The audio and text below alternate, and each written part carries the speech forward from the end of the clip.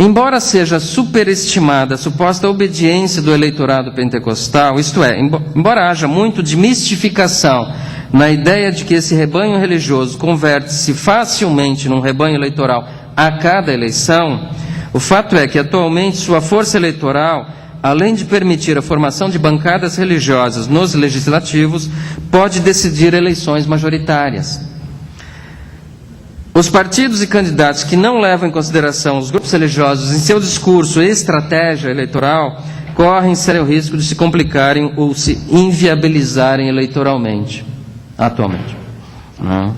É preciso frisar aqui também que nem todos os grupos pentecostais passaram a atuar na esfera político-partidária. Grandes denominações pentecostais, como Congregação Cristã no Brasil e Deus e Amor, mantém-se na posição sectária anterior, né, de considerar a política algo totalmente mundano, diabólico, né, e, portanto, em que os pentecostais não podem e não devem entrar.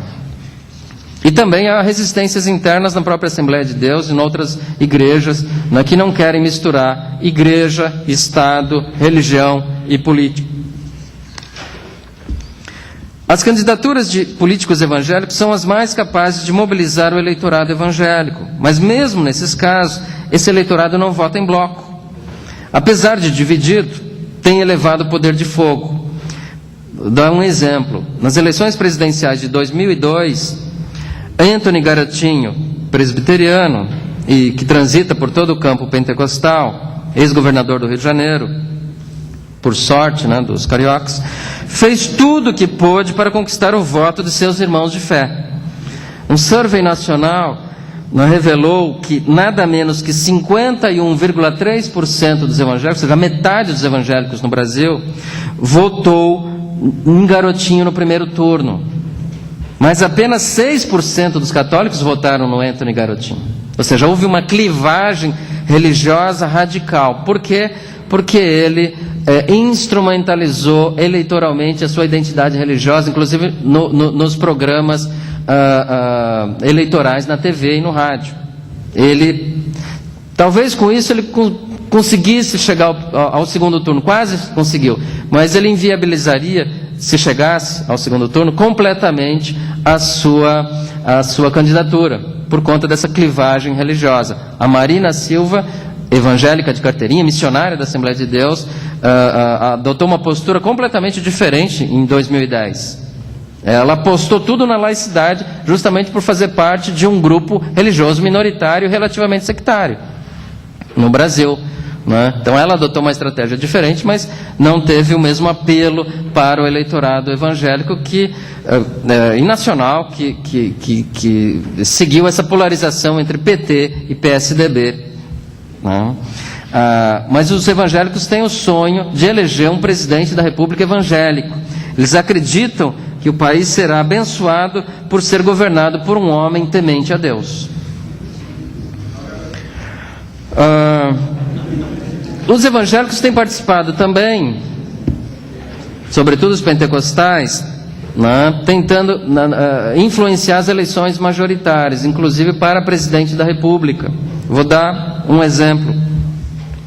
Na primeira eleição direta a presidente da República, após a ditadura, os pentecostais reeditaram argumentos persecutórios, só que agora para justificar uma feroz oposição a Lula e ao PT e o apoio a Fernando Collor de Mello no segundo turno.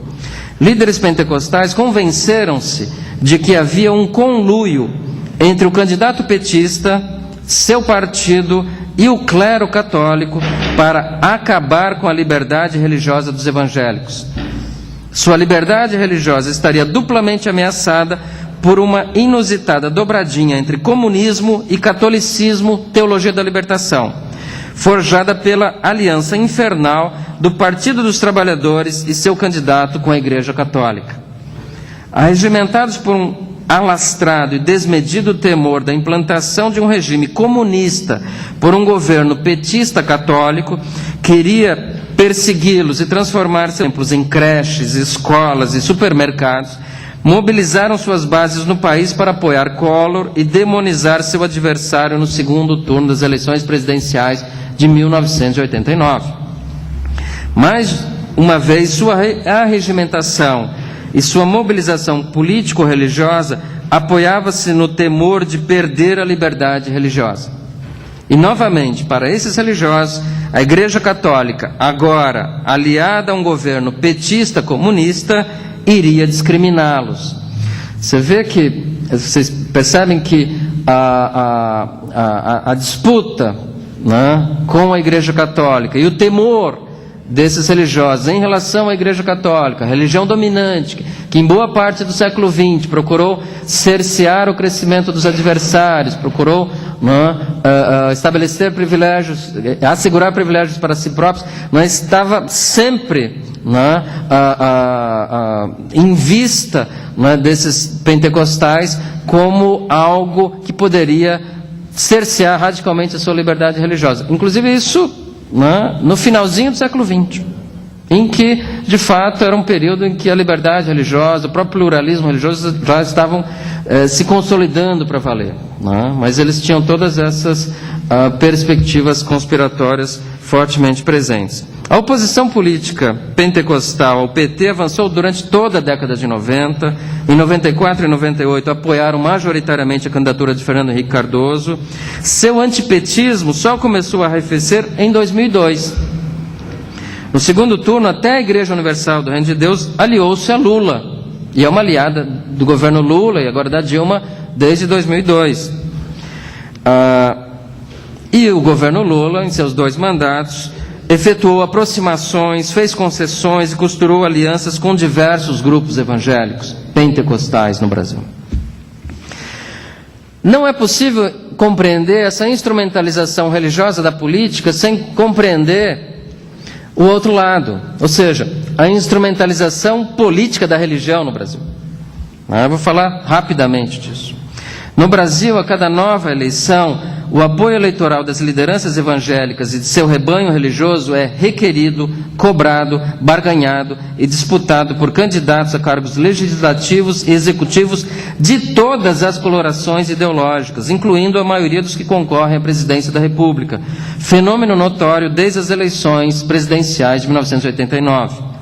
Os governantes cobram apoio político a seus mandatos em troca da concessão de recursos públicos para emendas legislativas e parlamentares evangélicos, da implementação de políticas públicas em parceria com igrejas, da modificação da legislação para beneficiá-las. Isso tem como efeito incrementar e legitimar a participação, a influência, o poder de pressão e de barganha de grupos religiosos na esfera pública. A desprivatização política desse movimento religioso pentecostal, portanto, não conta somente com a forte disposição de líderes pentecostais para incrementar seu ativismo político e sua influência na esfera pública.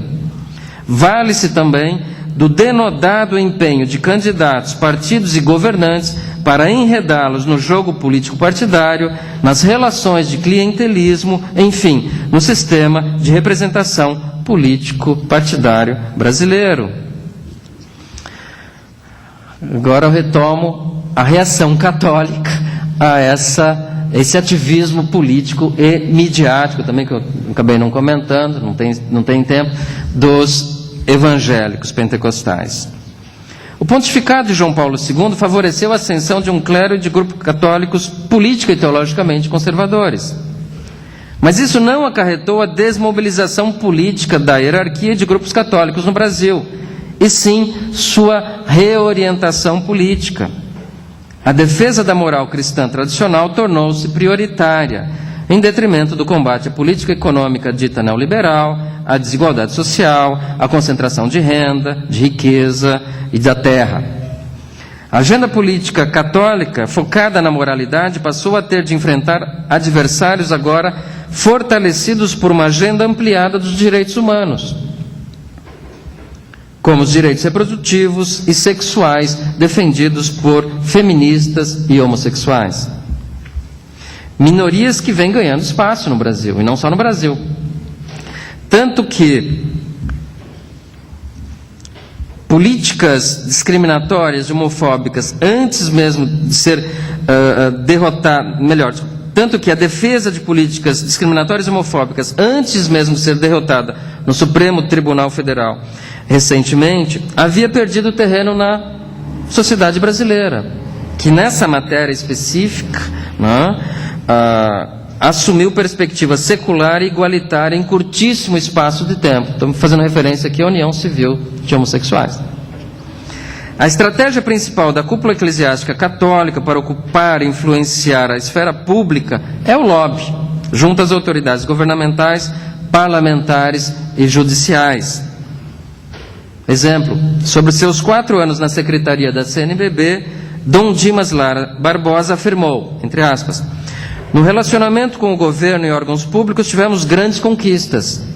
O Acordo Brasil-Santa Sé, a concordata católica. Conseguimos também aprovar o projeto de lei que descriminalizava o aborto, ou seja, conseguiu manter a legislação que criminaliza o aborto. Destacou também que a CNBB aproveitou todos esses momentos do seu mandato para estar presente nos ministérios, nos conselhos nacionais, em muitas audiências públicas, no Congresso Nacional e no Judiciário. A CNBB não está fisicamente em Brasília à toa. Eu lembro de uma reunião que ocorreu lá, uma pessoa, né, muito amiga me contou, que o próprio Dom Dimas, nós estávamos discutindo quando eles sairiam de férias. E aí alguém propôs uma data e o Dom Dimas comentou, não, o Congresso vai estar bombando nesse momento. Ou seja, as férias, né, dos próprios funcionários da CNBB ocorrem quando os parlamentares estão de férias, porque eles monitoram todos os projetos de lei, etc., que a Igreja Católica tem interesse direto, que possa atingir, né, a moralidade ou interesses institucionais da própria Igreja. Sua atuação não se restringe ao lobby. Eu vou ter que acelerar um pouco agora. Né? O que nós temos visto também nos últimos anos, né, é que dirigentes católicos passaram a monitorar a ação dos parlamentares evangélicos e a reforçar e organizar sua própria representação política, orientando por meio de reuniões políticos católicos nas câmaras de vereadores, nas assembleias legislativas e no Congresso Nacional. E a partir da década de 90 surgiram candidatos, né, que adotam a identidade católica como principal recurso eleitoral, vários deles apoiados pela Renovação Católica Carismática, fazendo inclusive uso de slogans como católico vota em católico, ou exortando o eleitorado católico para o perigo da ascensão pentecostal na política, em especial da Igreja Universal do Reino de Deus. Atenção, o momento é grave. Está presente em panfletos eleitorais de candidatos que instrumentalizam a sua identidade religiosa. O curioso é que tem havido também aproximação de candidatos vinculados à Renovação Católica Carismática de grupos da teologia da libertação. E alguns deles até se filiados a partidos de esquerda. Não deixa de ser curioso. É algo inesperado, mas está ocorrendo também. Tá? Apesar da Igreja Católica seguir formalmente a orientação do Vaticano de vedar aos membros do clero a candidatura a cargos eletivos para evitar sua desunião e secularização, o setor de vocações e ministérios da CNBB constatou o aumento do número de candidaturas de religiosos a cargos públicos nas eleições dos anos 90 e 2000. Em geral, além de não sofrerem punição da hierarquia eclesiástica, os padres políticos parecem contar também com o apoio implícito de muitos de seus superiores. Talvez seja em parte por isso que Bento XVI, no encontro com bispos brasileiros em setembro de 2009, tenha exortado para que sacerdotes evitem o envolvimento pessoal com a política. Vale a pena mencionar que em sua primeira encíclica, Bento XVI reconhece a distinção entre Estado, Igreja e a autonomia das realidades temporais, e admite que a tarefa política, cujo objetivo é a justiça, entre aspas, não pode ser encargo imediato da Igreja. Para o pontífice, a Igreja não pode nem deve tomar nas suas próprias mãos a batalha política para realizar a sociedade mais justa possível. Não pode nem deve colocar-se no lugar do Estado. Mas também não pode nem deve ficar à margem na luta pela justiça. Observação que preconiza a atuação da Igreja na esfera pública, lato sensu, embora não necessariamente na política partidária. Porém, para definir e operar a justiça, que é tarefa política e de natureza ética, o Estado precisa recorrer à razão. O inconveniente disso é que a razão tende a padecer de uma, entre aspas, cegueira ética, derivada da prevalência do interesse e do poder que a deslumbram. Por isso cabe à fé católica, radicada no encontro com o Deus vivo, as tarefas de descortinar novos horizontes para além do âmbito da razão e de purificá-la e libertá-la de sua cegueira. No intento de colaborar para a construção de um ordenamento social e estatal justo, Bento XVI atribui à Igreja um papel de mediadora da tarefa política e das funções de lutar pela justiça e de contribuir para a purificação da razão, para a formação ética e para a formação da consciência na política. Ao mesmo tempo que salvaguarda a autonomia do Estado e da política em relação aos poderes religiosos, Bento XVI defende que a Igreja e a fé católicas têm um papel decisivo na conformação dos conteúdos éticos e racionais a serem acionados por poderes públicos e agentes políticos. Não questiona a laicidade estatal, nem defende a participação direta do clero e da Igreja na política. Em vez disso, procura mobilizar e municiar doutrinariamente sua organização religiosa para lutar a fim de mantê-la ou torná-la influente na esfera pública, tentando assegurar que os políticos ou os agentes públicos tenham que recorrer a orientações baseadas na fé e na ética católicas.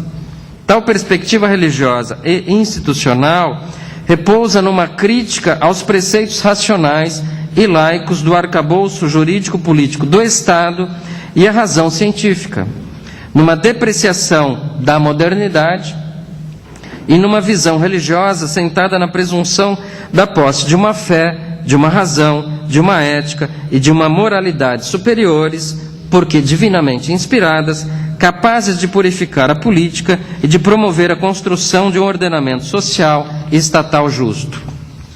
Vou para a conclusão.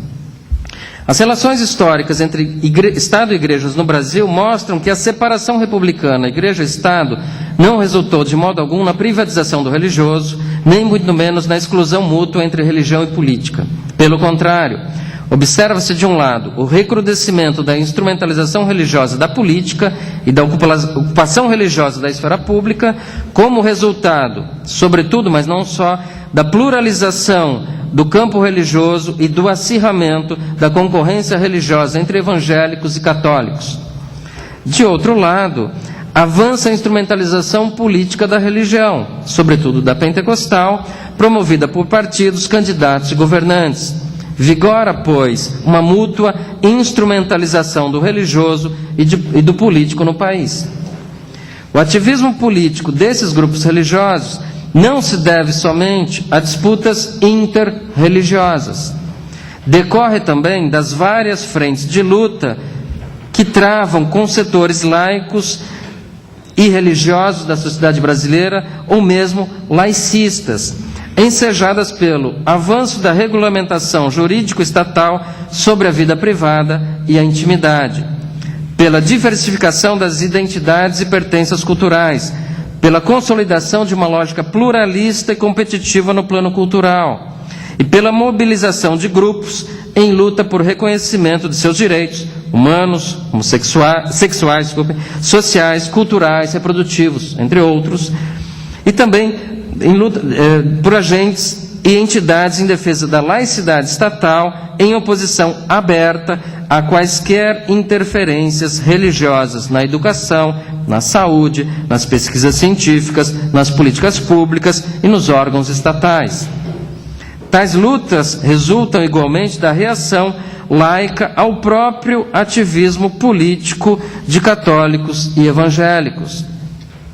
Laicos e religiosos, sobretudo cristãos, no Brasil, procuram assegurar seus respectivos valores e interesses e crenças mediante sua fixação e regulamentação no ordenamento jurídico do país. Dentre os grupos religiosos, o pentecostalismo ocupa atualmente posição de destaque nas relações de força no mercado religioso brasileiro e na política partidária. Isso tornou-o parte ativa do jogo político nacional, a tal ponto que hoje já não é mais possível analisar e compreender a democracia brasileira sem levar em consideração sua participação nos pleitos eleitorais, nos partidos políticos, nos sindicatos e em outras associações civis. O recurso à defesa da laicidade constitui um instrumento jurídico-político frequentemente empregado pelos pentecostais desde a Constituinte e pelos protestantes desde o Império, para proteger sua liberdade religiosa e seus interesses institucionais. Mas sua prioridade política tem consistido em estender sua ocupação religiosa do espaço público e ampliar seus próprios privilégios junto ao Estado. Daí que seu ativismo político tem efeitos ambíguos. De um lado, promove a confessionalização da política partidária, em detrimento da laicidade. De outro, combate a privilegiada relação católica com o Estado brasileiro, o que vem forçando as autoridades políticas e governamentais a tomarem um pouco mais de cuidado para não discriminar abertamente grupos religiosos minoritários, sobretudo os evangélicos, algo que, por sua vez, reforça a laicidade. Apesar disso, como vimos, prevalecem privilégios católicos. Vide, por exemplo, o privilégio de manter crucifixos em edificações públicas, não é o que configura a concessão de tratamento estatal desigual e, portanto, discriminatório em relação aos demais grupos religiosos, incluindo aí os sem religião, evidentemente. Na campanha eleitoral presidencial passada, o governo Lula, pressionado pela CNBB, recuou da medida proposta pelo Terceiro Plano Nacional de Direitos Humanos de retirar os símbolos religiosos, que são católicos, das edificações da União. Recuou porque a CNBB pressionou, e isso poderia ter um impacto eleitoral considerável na candidatura da dona Dilma Rousseff. Candidata, aliás, agnóstica, que se assumiu, por motivos eleitorais, católica.